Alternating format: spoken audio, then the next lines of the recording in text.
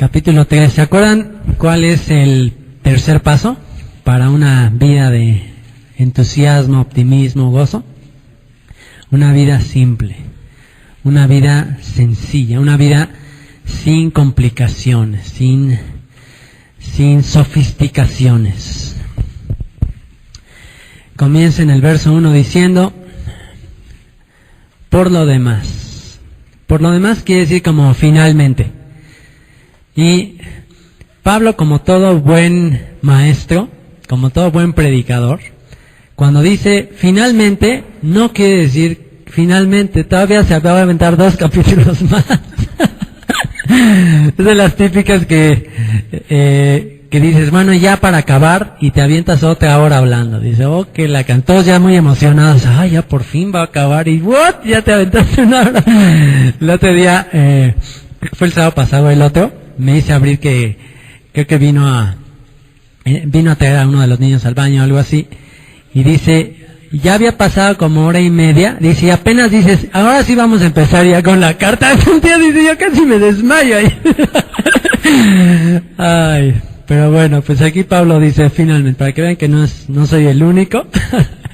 A él hasta se le caían dormidos ahí de las ventanas y se morían de tanto tiempo que se aventaba. Pero bueno, dice finalmente, o por lo demás, hermanos, gozaos en el Señor, gócense en el Señor, anímense, pónganse alegres en el Señor. A mí no me es molesto el escribiros las mismas cosas, y para vosotros es seguro. Dice, ¿saben qué? Mira, por mí no es molesto estarles repitiendo las mismas cosas. Hay veces que uno ya parece como disco rayado, ¿no? Muchas veces por eso utilizo mucho el decirles, y ya les he hablado, y hemos hablado de este tema, y como les he dicho. O sea, digo ese tipo de cositas para que no cuando digan otra vez lo mismo, ya me va a hablar otra vez de lo mismo, pues para que no digan, ay, qué flojera escuchar las mismas cosas, ¿no? Dice Pablo, no me es molesto estarles repitiendo las mismas cosas. Porque a veces como que sí ya chole decir la misma historia o el mismo chiste o la misma enseñanza, muchas veces como que sí, es medio cansado. Pero hay veces que lo tienes que decir otra vez. ¿Por qué? Porque es seguro. O sea, la única manera de aprender algo bien es por medio de la repetición. El estar escuchando una cosa una y otra vez es como los deportes, la música. ¿Cómo se llegan a dominar? A través de repetir lo mismo miles y miles y miles de veces.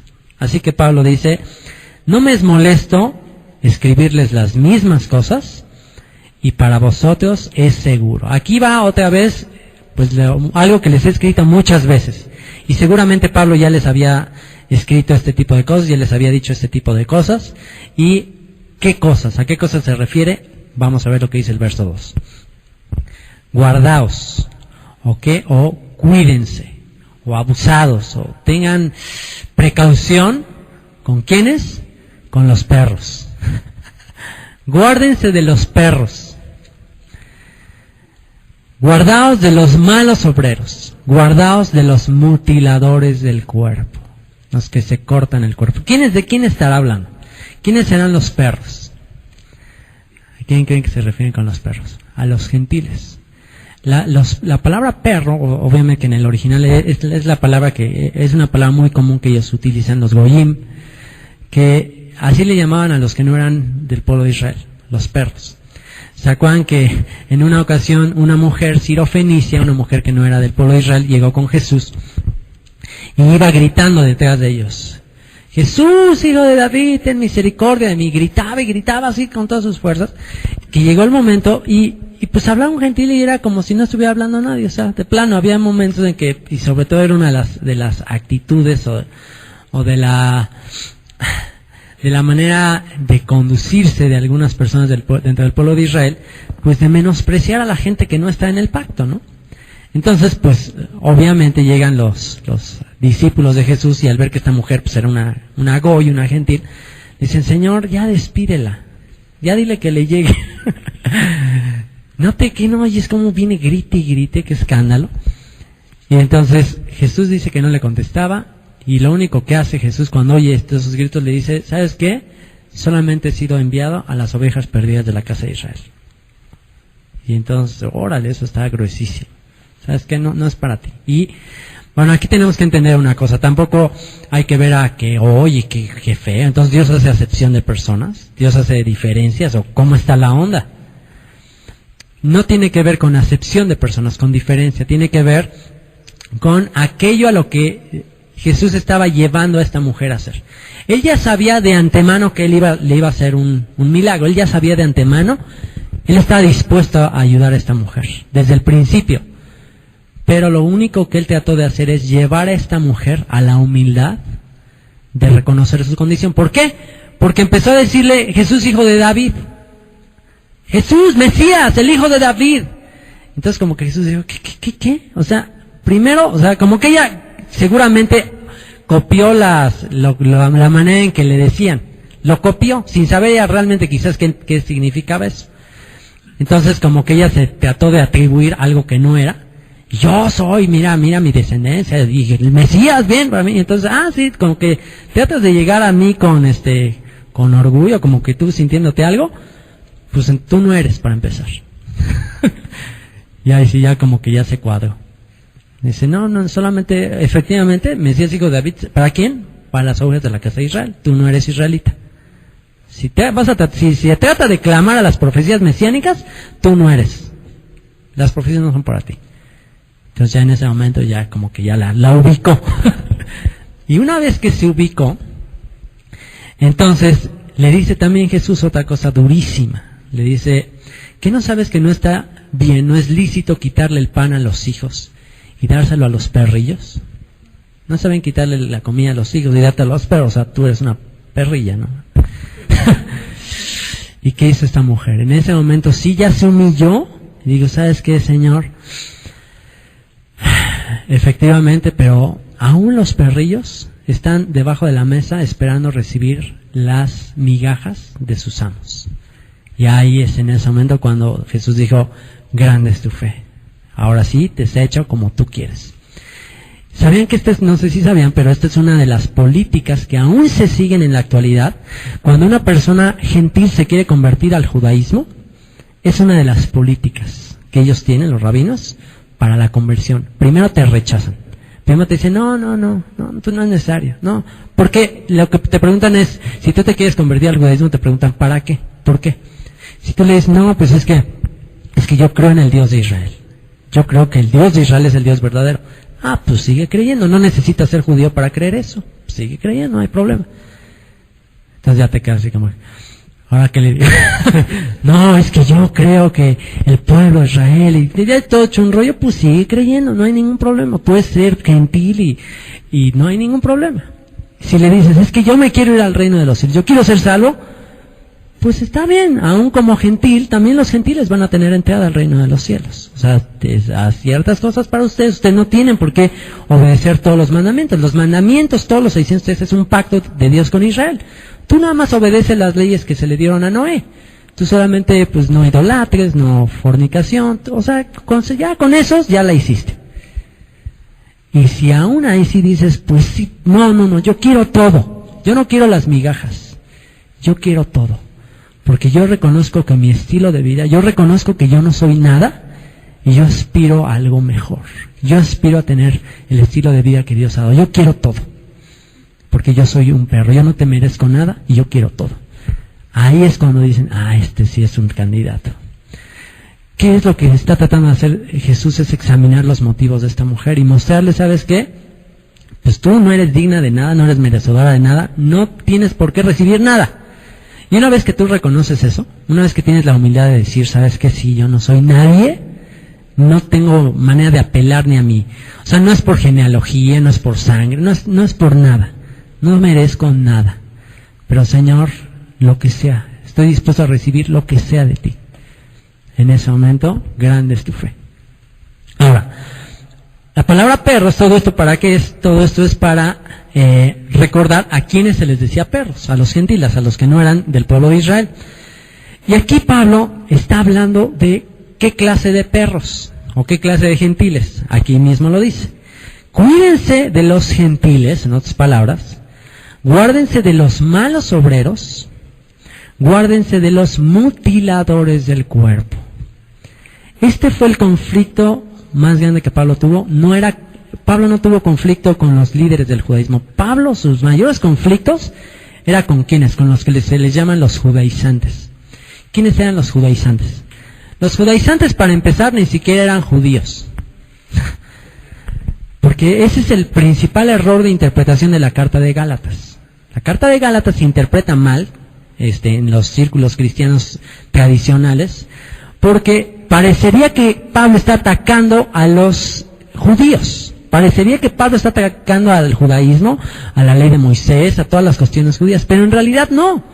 Pablo no atacaba al judaísmo, no atacaba a los rabinos, no atacaba eso. Atacaba a algunos gentiles, algunos de la circuncisión, algunos que se habían convertido, algunos prosélitos. Los prosélitos eran ex gentiles que se habían convertido al judaísmo y que les había costado mucho trabajo, porque las leyes en ese momento para la conversión eran muy difíciles. ¿Por qué eran muy difíciles? Porque había mucha asimilación. Roma, Grecia, había tanta asimilación que los rabinos, con el propósito de guardar al pueblo de Israel y de librarlos de la asimilación, de que se hicieran como todos, la pusieron muy difícil para que alguien se hiciera judío. Muy difícil. Había 18 reglas que había que cumplir, entre ellas la circuncisión, pero había unas dificilísimas. Y decían, si no hacen esto así al pie de la letra, no pueden ser salvos. Entonces, algunos que lo lograban, algunos gentiles que lo lograban, cuando de repente escuchan a Pablo o a los apóstoles o después del concilio en Jerusalén, que de repente a los gentiles les decían, ¿quieres ser parte del pueblo de Israel? Bienvenido. Cree en el Señor Jesús, cree en el Mesías y eres parte. Tú eres una oveja descarriada, ¿quieres todo? Recíbelo en tu corazón, ven, purifícate, ya eres parte. Así, ¿por qué? ¿Y ellos están acaso ellos inventando algo nuevo? No. Si tú te vas a la historia de Ruth, si te vas a las historias en el Antiguo Testamento, Rahab, todas esas personas que se convirtieron, ¿dónde dice en la Escritura todos los procesos o sea, en la Escritura, en la Torah, no existían los procesos de conversión complicados, no existían. Dice en la Escritura, por ejemplo, ahí cuando iban a salir de Egipto, si algún extranjero quiere venir contigo, si quiere ser parte de tuya, nada más circuncídalo, y ya después celebran la Pascua, ya se acabó. Ya si quiere ser parte, van a tener una misma Torah, recíbelo.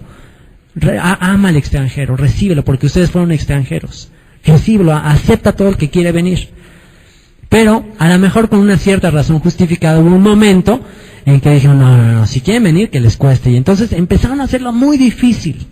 Les digo razón justificada porque, a lo mejor queriendo evitar la asimilación, la pusieron muy difícil. Y eso es algo en lo que podemos caer. Eso es algo en lo que podemos caer, ¿en qué sentido?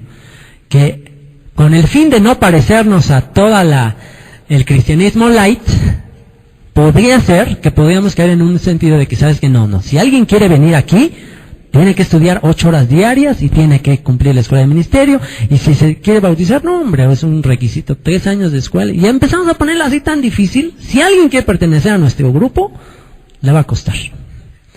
Podemos caer en eso. ¿Y qué pasa?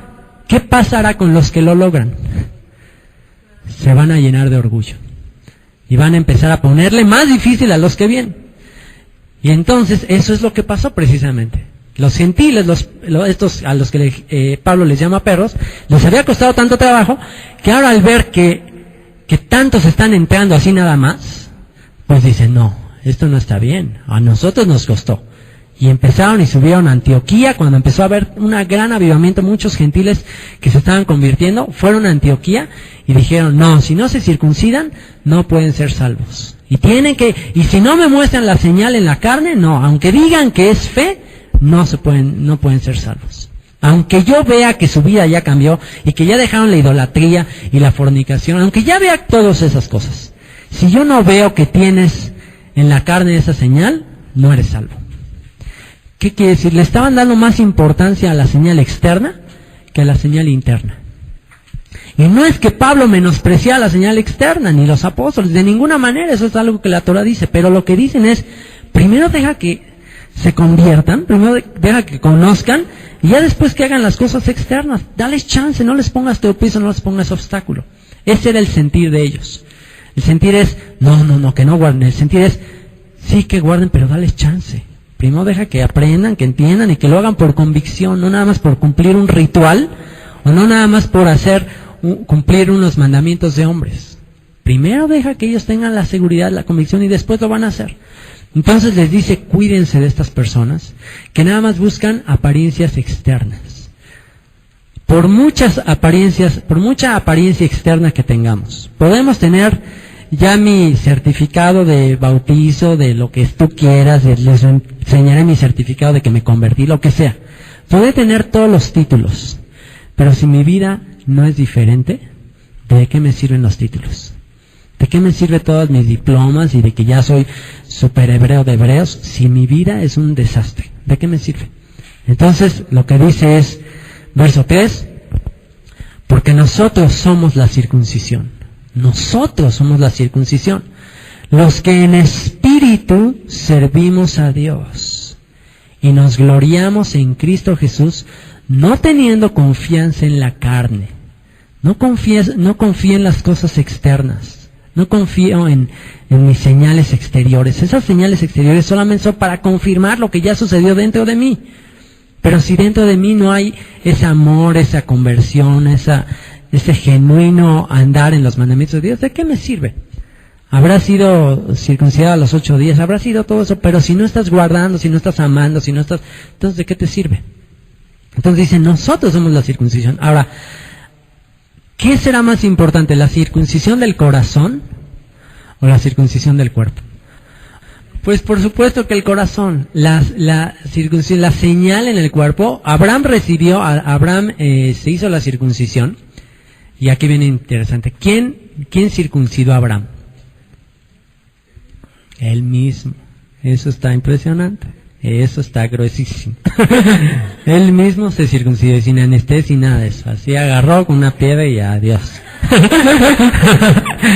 Entonces, pero él hizo eso varios años después de que él había recibido la promesa de que era justo delante de Dios. Él ya había recibido la promesa, él ya había sido justo, él ya había creído a Dios y su fe le había sido contada por justicia, y después se circuncidó como una señal del pacto. ¿Para qué? Para que cada vez que tomara mucha agua y fuera ahí al baño, se acordara de un pacto que tenía con el Señor. Pero eso nada más era la señal. Eso es como el anillo de matrimonio. O sea, es que yo cada que lo veo me acuerdo que tengo un pacto, que estoy casado es nada más para un recordatorio. Pero ¿de qué me sirve traer el anillo si ando con 1000 personas y del tingo al tango y ahí chiflando a medio mundo que pasa? Entonces pues digo, ¿de qué sirve este pacto? ¿No? Eso es nada más la señal externa. Entonces dice, nosotros somos la circuncisión. Ahora, ¿quién es quien circuncida?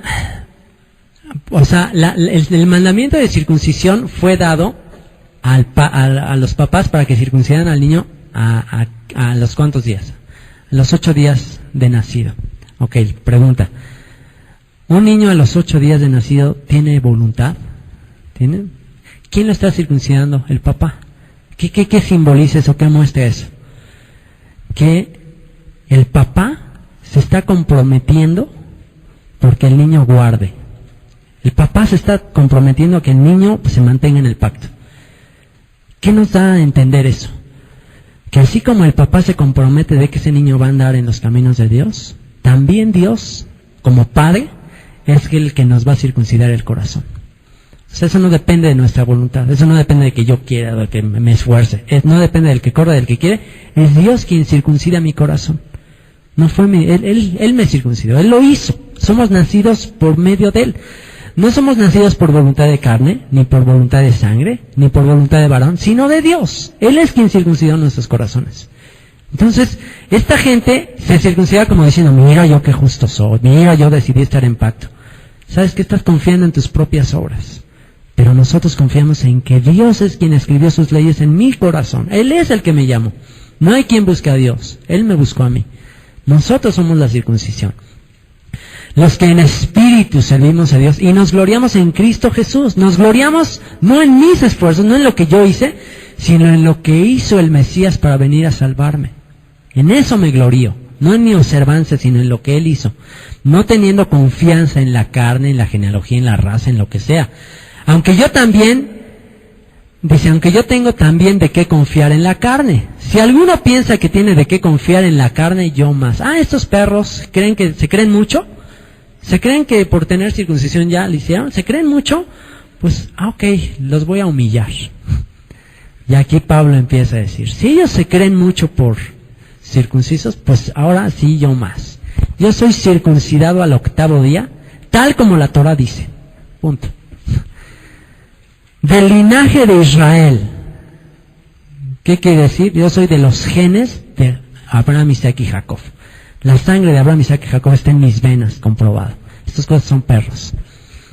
Así, si se van a empezar a jactar en genealogías, en rollos, pues yo tengo más que jactarme de ellos. Hijo, esto sí está gruesísimo. De la tribu de Benjamín. Y esto está interesante porque cada vez que alguien se trata de exaltar y gloriar, ¿sabes qué? Pablo, teniendo todas estas credenciales, él no se glorió o no presumió de sus credenciales. Y él dijo, de la tribu de Benjamín. ¿Quién es la tribu de Benjamín? La única que se mantuvo fiel a David. Una tribu que fieles ahí. Cuando regresaron de la cautividad de Babilonia, también los benjaminitas ahí iban. Entonces dice, ¿sabes qué? Yo no tengo mezcolanza, yo soy pura sangre hebrea. Eso sí está grande. Yo no tengo que andar buscando mis apellidos, mis genealogías, no, yo soy hebreo de hebreos. Dice, en cuanto a celo, hebreo de hebreos. En cuanto a la ley, observancia de la ley, estos creo que se creen mucho, observando la ley, pues yo era fariseo. Lo más selecto en observancia.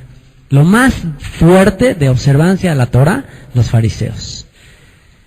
Discípulo de Gamaliel, hazme favor, discípulo, uno de los más grandes maestros. Todavía en la actualidad tú le dices a un rabino Gamaliel y se cuadra. Y Pablo, discípulo de Gamaliel. En cuanto a celo, que si yo tenía celo por las doctrinas falsas, yo trataba de combatir lo falso, pues yo era perseguidor de los primeros creyentes, perseguidor de la iglesia. O sea, yo me aferraba por guardar la doctrina pura e inmaculada, más que estos. En cuanto a la justicia que es en la ley, toda la cuestión de observancia de mandamientos a nivel externo, irreprensible. Nadie me podía decir que yo estaba transgrediendo algún mandamiento de la Torah. Ante los ojos de los hombres yo era irreprensible. Imagínate eso, échate eso. ¿Tú serías capaz de decir eso? Entonces esto es para aquellos que tratan de empezar a jactarse de su observancia. Pero dice Pablo, verso 7. Pero cuantas cosas eran para mí ganancia, todas estas credenciales, ¿qué? Las he estimado como pérdida por amor de Cristo. Y ciertamente aún estimo todas las cosas como pérdida, por la excelencia del conocimiento de Cristo Jesús, mi Señor, por amor del cual lo he perdido todo y lo tengo por basura. Esa palabra basura ahí en el original es la palabra estiércol.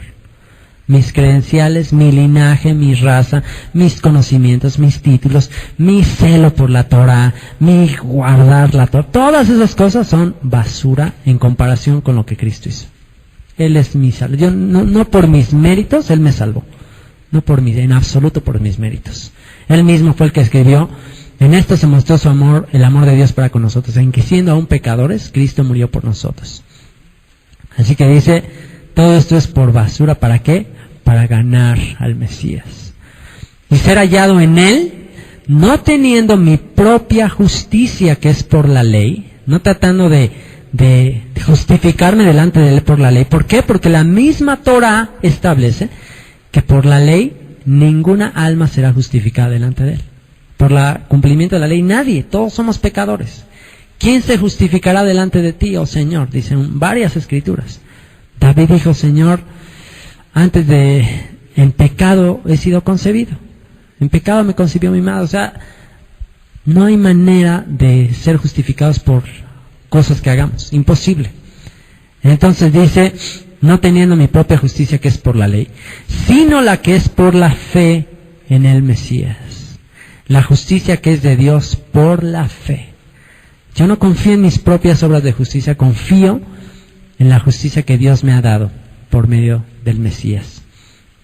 a fin de conocerle y el poder de su resurrección y la participación de sus padecimientos, llegando a ser semejante a él en su muerte. Ahora, ve que lindo dice, a fin de conocerle. Yo he perdido todo, he dejado todo esto, ¿por qué? Porque quiero tener el mismo sentir de él. Acaba él de decir, tengan el mismo sentido de Jesús, que se despojó, se quitó sus títulos, sus credenciales, sus poderes, se quitó todo y se humilló. Bueno, yo quiero seguir el ejemplo de él. Yo me voy a quitar todos mis derechos, mis títulos, todo lo que sea, por conocerle a él y ser como él. Y dice, a fin de conocerle y el poder de su resurrección. Y cualquiera que lee eso, el poder de su resurrección, a todos nos encanta. Nada más escuchamos la palabra poder y todos queremos poder. Poder, guay, sí, poder, quiero poder. Pero ¿cuál es el requisito para el poder? Y la participación de sus padecimientos, llegando a ser semejante a él en su muerte. ¿Quieres poder de resurrección en tu vida? En todas las cosas de tu vida, ¿quieres el poder de la resurrección? Pues primero tienes que experimentar el poder y el padecimiento que él padeció. ¿Se acuerdan cuando llega la mamá de Juan y Jacobo y le dicen a Jesús, Señor, te pido que mis hijos estén en tu reino, a tu derecha y a tu izquierda? Le dice, ¿pueden ellos? ¿Ok? ¿Quieren eso? Bueno, ¿están dispuestos a padecer lo que yo voy a padecer? ¿Están dispuestos a ir hasta el fondo como yo? Y ellos dijeron, sí, podemos. Bueno, pues van a padecer. Del bautizo, que de la purificación que yo voy a ser purificado, serán purificados. Pero el sentarse a mi diestra y a mi izquierda, a mi derecha y a mi izquierda, solamente está en la potestad del Padre. Eso, o sea, no depende de mí, depende del Padre. Así que hay veces que queremos poder, queremos exaltación, pero ya vimos, el camino para el poder, primero es padecer. Primero es ser afligidos. Primero es sufrir. Si el grano de trigo no cae en tierra y muere, no puede dar fruto. A fin de conocerle y el poder de su resurrección y la participación de sus padecimientos, llegando a ser semejante a él en su muerte. Si en alguna manera llegase a la resurrección de entre los muertos. Ahora, no es que Pablo esté dudando de su salvación. No es que Pablo esté, pues a ver si la libro, a ver si llego. Sino está hablando de la resurrección de entre los muertos. ¿Cuál es la resurrección de entre los muertos? Pues la que viene al final de los tiempos. Cuando el Señor regrese, los muertos en Cristo resucitarán primero. Ahí va a venir el momento en que todos los que hayan muerto van a resucitar los cuerpos. Entonces, es la restauración de Israel, la restauración de todos los muertos justos, etcétera, etcétera. Y Pablo dijo, pues a lo mejor me toca, a lo mejor no. Nosotros esperamos, anhelamos que nos toque la resurrección de nuestros cuerpos en nuestro tiempo. Nos encantaría, pero no sabemos si nos va a tocar. Entonces por eso Pablo dice, si en alguna manera llegase a la resurrección de entre los muertos. Dice el verso 12, no que lo haya alcanzado ya ni que ya sea perfecto. ¿A qué se está refiriendo? Él está tratando de llegar a la semejanza de Jesús. Él quiere llegar a ser como Jesús, ser semejante a él en el poder, en sus padecimientos, pero aquí en el verso 12 él reconoce que todavía no lo ha alcanzado. Todavía no llegó a ese objetivo.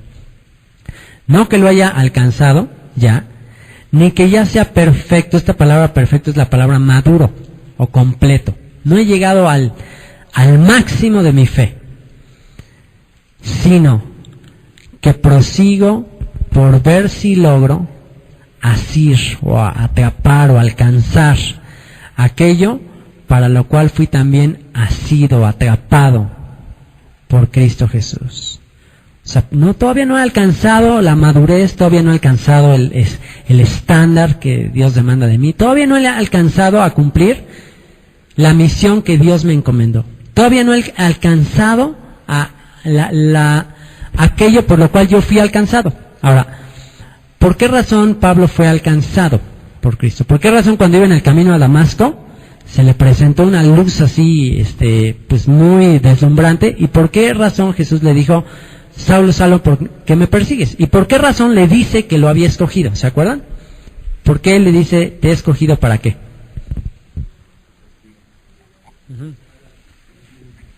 Para ser testigo de Jesús delante de quienes, de reyes, de gobernantes, del pueblo de Israel y de los gentiles. Te he escogido, instrumento escogido me es este, desde antes de que él naciera. ¿Para qué? Para predicar de mí a los gentiles y a todas las naciones. Para eso te escogí. Y él dice a estas alturas de su vida, dice, ¿sabes qué? Todavía no alcanzo la misión por la cual yo fui alcanzado. Todavía no lo he logrado. ¿Qué podrías decir tú de tu vida en este momento? Para empezar, ¿ya sabes cuál es la misión que Dios te ha encomendado? ¿Ya sabes para qué Dios te alcanzó? Bueno, sería bueno para empezar saber para qué me alcanzó. ¿Para qué me alcanzó el Señor? Y una vez que ya sabes para qué, decir, bueno, pues todavía no logro alcanzar aquello por lo cual yo fui alcanzado. Es exactamente lo que Pablo está diciendo.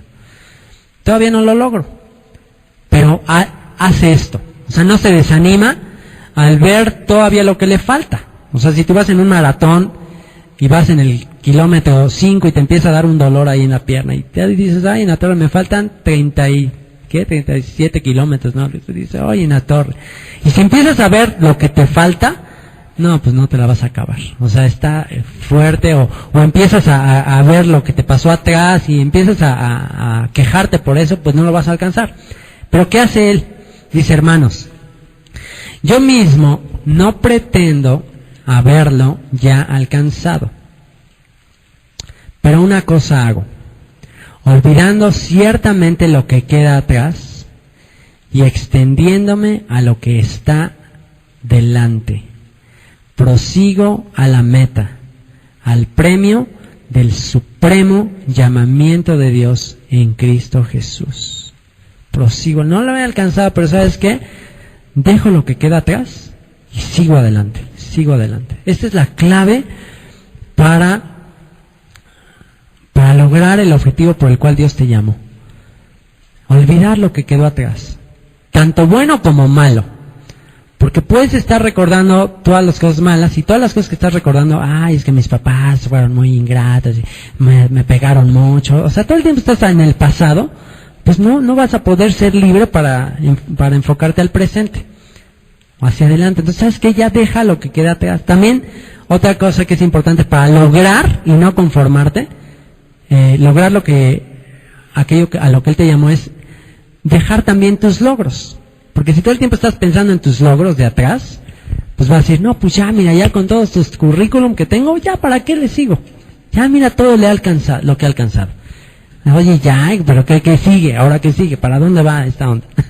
Entonces, sigue adelante, sigue a la meta, sigue adelante. Hay más adelante, hay más cosas adelante. O igual, a lo mejor, no sé, en 10 años, ¿no? Imagínate en 10 años que tú digas, hace 10 años estudié la Biblia toda, verso por verso, de principio a fin. Hace 10 años. No, yo ya me la aprendí hace 10 años. Ah, que la canción. No, todos los días recordatorios. Bueno, ¿y qué? ¿Y ahora qué? ¿Ya profundizaste más? ¿Ya leíste más? ¿Ya conoces más? ¿Ya tienes más amplitud en eso? ¿O te quedaste con nada más con el recuerdo? Y que no caigamos en los típicos de que pues, hay como muchos, ¿no? Que están ahí en las cantinas, en los bares y... Ay, compadre, ¿te acuerdas del gol que metimos? Híjole, a mí me iban a escoger para la selección del Mundial del 70. De veras, yo ya estaba, pero me tiraron grilla, me tiraron política. Hijo, vamos, saludos, pues qué mal, me truncaron mi carrera. Están ahí todos quejando. Ya es el Mundial del 70, no inventes. Ya dejé eso atrás. ¿Y cuánta gente hay así? ¿Cuánta gente hay que dice, híjole, si yo hubiera tenido más medios, yo lo que hubiera logrado, y así todo el tiempo con su mente en el pasado. Bueno, sí, ok, no lograste eso, pero ahora ¿qué? ¿Así te vas a quedar todo el tiempo pensando en lo de atrás? ¿O ya tus títulos de atrás? ¿Ya de qué te sirven esas cosas, no? Entonces, deja esas cosas que quedan atrás y ve hacia adelante. Dice el verso 15. Así que todos los que somos perfectos, esto mismo sintamos. Y si otra cosa sentís, esto mismo os lo revelará Dios. Ahora, ¿cómo es que si primero está hablando de que no es perfecto, por qué aquí en el verso 15 parece contradictorio y de repente dice los que somos perfectos? Oh, que la canción. Pues no, que no eres perfecto. ¿Cómo, Pablo? Me acabas de decir que no eres perfecto. Y ahora estás diciendo, ahora todos somos perfectos, vamos a... ¿De qué me estás hablando? Y hay que entender un poquito todo el contexto del capítulo 3. ¿Se acuerdan que está hablando de los perros mutiladores que se creen mucho? De los que se creen mucho. Y él mismo empieza a decir, ¿sabes qué? No somos nada. Yo no me glorío en nada de mí, o sea, no soy perfecto. El único perfecto es el Señor. Yo prosigo adelante. Y aquí este texto dice, así que los que somos perfectos, ¿ustedes cómo lo entienden? Si está diciendo, sabes que nadie es perfecto, estamos echándole ganas, vamos a buscar, y al final dice, así que los que somos perfectos, ¿a qué te suena? ¿A qué les suena? Sí, algunos se creen perfectos, pero al decir, así que los que somos perfectos, esto mismo sintamos. Y si otra cosa sienten o sentís, esto también os lo revelará Dios. Se los va a mostrar Dios. ¿De qué manera lo estará manejando? ¿Cómo lo entienden?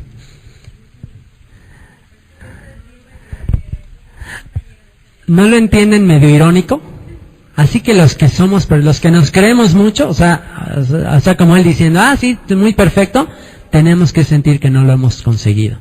Y si sentimos de otra manera, si pensamos que sí, pues entonces el Señor nos lo va a revelar. Entonces simplemente aquí está metiendo un aspecto de ironía, de que, ¿sabes qué? Obviamente ya hablé todo esto de que no somos perfectos, nos estamos esforzando, pero al final dice, así que los que somos maduros perfectos, o sea, como una ironía, ¿sabes qué? Pues sintamos esto, o sea, no inventemos, no somos perfectos. Pero si sentimos que sí, entonces Dios nos va a revelar que no es así. Dios nos va a mostrar que no somos nada. Verso 16. Pero en aquello a que hemos llegado, en lo que sí estamos seguros, sigamos una misma regla, sintamos una misma cosa. Y aquí habla de algo clave. ¿Sabes que hay muchas cosas que no entendemos completamente? ¿Por qué? Porque conocemos en parte y en parte profetizamos. No tenemos la verdad absoluta en muchas cosas. No podemos decir nosotros somos los que tenemos la verdad absoluta. No podemos decir eso. Pero, ¿qué es lo que debemos hacer en este momento en que no tenemos todas las respuestas? Dice, en aquello que hemos llegado, lo que sí ya tienes seguro, aférrate a eso. O sea, hay cosas que sí son muy seguras, ¿no? Pues, por ejemplo, el que tenemos vida eterna, que el perdón de nuestros pecados, en la fe, todo esto, tenemos ciertas cosas muy seguras. Entonces, ¿sabes qué? Siente lo mismo en esas cosas. En las cosas que no están reveladas, las cosas que no están muy claras, pues ten paciencia, espera. No trates de que todas las respuestas las tengas ahorita. Hay ciertas cosas en las que tú vas a leer y vas a decir, híjole, esto no lo entiendo muy bien. Bueno, ¿sabes qué? Hazte una cosa, hazte un archivo en tu mente para las cosas que no comprendas muy bien. Que diga, archivo de detalles que necesitan más información. Entonces lo metes ahí. Este tema no lo entiendo muy bien, lo archivo ahí, y ya cuando el Señor me dé más luz, me haga más capacitado, ya voy a entender. Pero ahorita, ¿para qué me estoy complicando en algo que no entiendo? Mejor me voy a enfocar ahorita a lo que sí entiendo. Porque si te la pasas pensando todo el tiempo en lo que no entiendes, pues entonces puede ser que descuides lo que sí entiendes muy bien. Verso 17, hermanos, sed imitadores de mí, y mirad a los que así se conducen según el ejemplo que tenéis de nosotros. ¿Se acuerdan que el tema de este capítulo es tener una vida simple, una mente simple, una mente sencilla, una mente simple? ¿Sabes qué? No te compliques mucho la mente. No hagas que tu fe sea muy sofisticada. Trata de que tu fe, tu manera de creer en Dios sea mucho más sencilla. Cuando le vas a explicar a alguien o le vas a compartir a alguien, no le eches todo un rollo que se quede con ojos así. ¿De qué me está hablando este cuate? No, sé más sencillo en tu manera de expresar las cosas. Y ahora con respecto a nuestro estilo de vida. Hermanos, sed imitadores de mí. Vivan como yo, en otras palabras. Y mirad a los que así se conducen según el ejemplo que tenéis en nosotros.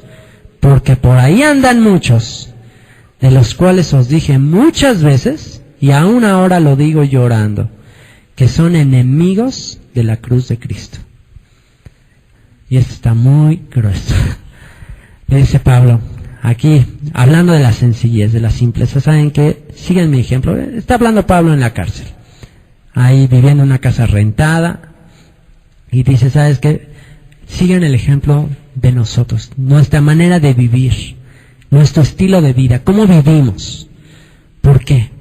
Porque por ahí andan algunas personas que se están aprovechando del mensaje, pero lo usan para su propio beneficio. Es lo que le dijo a Timoteo, que en los posteriores tiempos iba a haber hombres engañadores, amadores de sí mismo, que iban a predicar o hacer de la piedad o de las cosas de Dios un pretexto para enriquecerse. O sea, iban a utilizar la fe para enriquecerse a sí mismos.